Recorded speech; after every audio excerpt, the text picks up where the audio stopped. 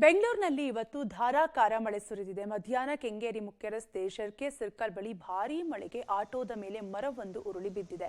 ಅದೃಷ್ಟವಶಾತ್ ಆಟೋದಲ್ಲಿದ್ದ ಚಾಲಕ ಪ್ರಾಣಾಪಾಯದಿಂದ ಪಾರಾಗಿದ್ದಾರೆ.